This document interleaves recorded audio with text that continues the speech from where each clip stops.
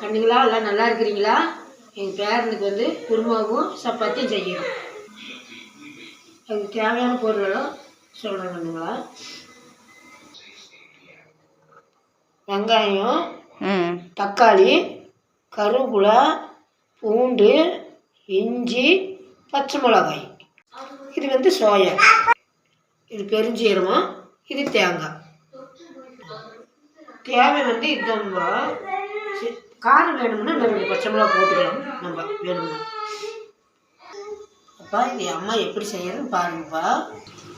என்னம்மா போட்டிருக்கீங்க இதில்? பெருஞ்சீரகம், வெங்காயம் போட்டுக்கிறப்பா. உங்களுக்கு கறிப்பட்டை வேணும்னா போட்டுக்காங்க. கறிப்பட்டை வேணும்னா போட்டுக்கலாம். சரிம்மா. பச்சை மிளகாயும் கருவேப்பிலையும் போட்டுக்கிறப்பா. சரிம்மா. இஞ்சி பூண்டு அரைச்சி வச்சிருக்கோம்பா. இஞ்சி பூண்டு கொஞ்சம் நேரம் வேணும்பா. கொஞ்சம் தக்காளி போடணும். சரிம்மா.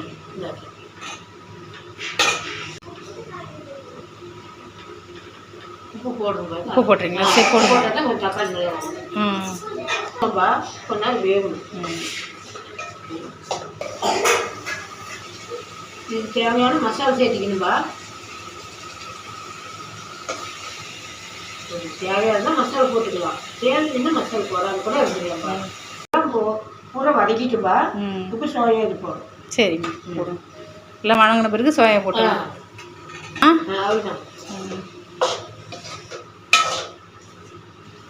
கொஞ்சம் தண்ணி ஊற்றுறேன். கொஞ்சம் வேக வைக்கணும்.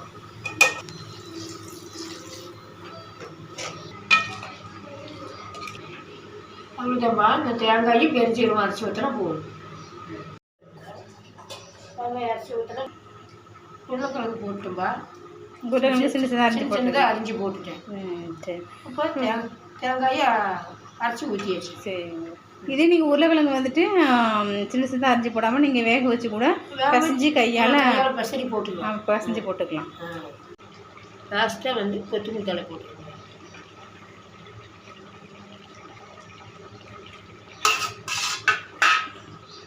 சுவையான குருமா ரெடி ஆயிடுச்சு. வாங்கப்போ சாப்பிடலாம். அவ்வளோதாங்க. சுவையான குருமா குழம்பு சப்பாத்தி ரெடி ஆயிடுச்சு. சாப்பிடலாம். வாங்கப்பா சாப்பிடலாம். இந்த வீடியோ பிடிச்சிருந்தா லைக் பண்ணுங்கப்பா. பாய்.